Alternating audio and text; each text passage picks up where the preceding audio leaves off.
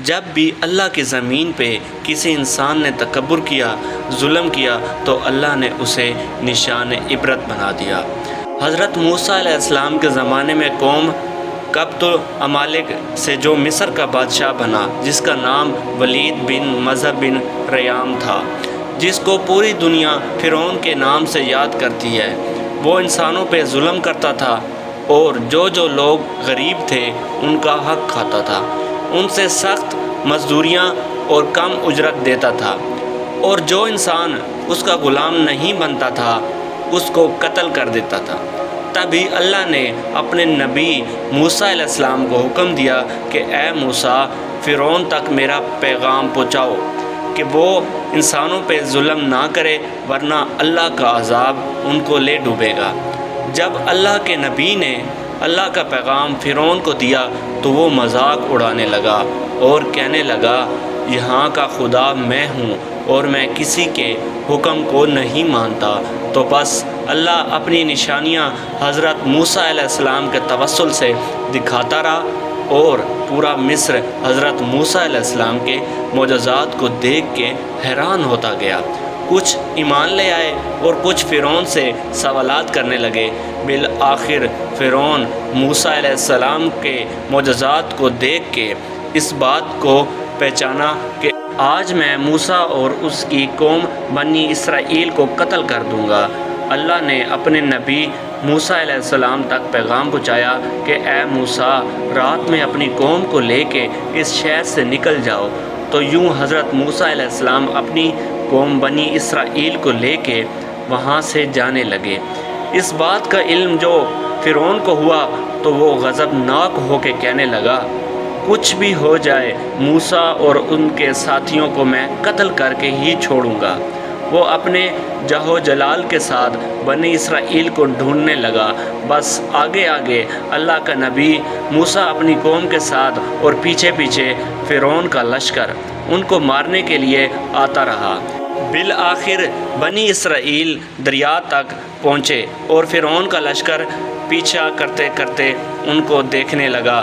جب بنی اسرائیل نے فرعون کے لشکر کو دیکھا تو حضرت موسیٰ سے کہنے لگے، اے موسیٰ، تو نے ہمیں کہاں پھنسا دیا، اور پیچھے فرعون کا لشکر ہمیں مارنا چاہتا ہے اور آگے دریا ہے۔ اللہ کے نبی حضرت موسیٰ علیہ السلام فرمانے لگے، اے لوگو، گھبراؤ نہیں، اللہ ہمارے ساتھ ہے۔ یہ کبھی ہو ہی نہیں سکتا کہ فرعون اور اس کا لشکر ہمیں پکڑ لے۔ سب کہنے لگے، اے موسیٰ، اب ہم آگے جائیں گے کیسے؟ بس اتنی دیر میں آواز غیب آئی، اے موسیٰ، اپنی عصا اس دریا میں دے مار۔ تو بس جیسے ہی حضرت موسیٰ علیہ السلام نے اپنی عصا دریا میں ماری تو آدھا پانی اس طرف آدھا پانی اس طرف، اللہ نے بیچ میں رستے کو واضح کر دیا۔ تو بنی اسرائیل کے کچھ قبائل کے لوگ کہنے لگے، اے موسیٰ، ہم آپس میں بنتے نہیں ہیں، اپنے خدا کو کہیں کہ ہمارے لیے الگ الگ راستے بنائے۔ اللہ کے نبی موسیٰ علیہ السلام نے اس دریا میں 12 جگہوں پہ عصا ماری اور 12 الگ الگ راستے بنے، اور وہ 12 قبائل الگ الگ ہو کر دریائے نیل سے جانے لگے۔ جیسے ہی یہ منظر فرعون اور اس کے لشکر نے دیکھا تو وہ بھی ان راستوں پہ حضرت موسیٰ اور اس کی قوم کے پیچھے پیچھے آ گئے۔ جیسے ہی موسیٰ اب بنی اسرائیل کے ساتھ دریا کے اس طرف پہنچے اور دریا کے بیچوں بیچ فرعون اور اس کا لشکر موجود تھا، تو اللہ نے پانی کو پھر سے حکم دیا، اب ویسے ہو جاؤ جیسے پہلے تھا۔ تو بس پانی پھر سے مل گیا اور فرعون اور اس کا لشکر ڈوب کے مرنے لگا۔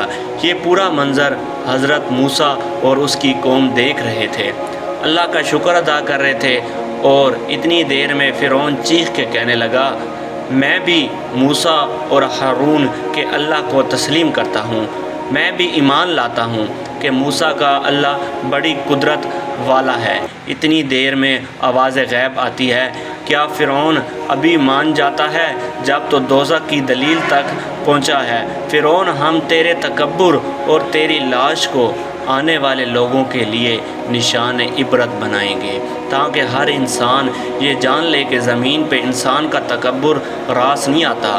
آج بھی اللہ نے فرعون کی لاش کو نشان عبرت بنا کے رکھا ہے۔ بے شک جس انسان نے تکبر کیا، انسان پہ ظلم کیا، وہ اللہ کی رحمت سے دور ہو گئے، دوزخ تک پہنچ جاتے ہیں۔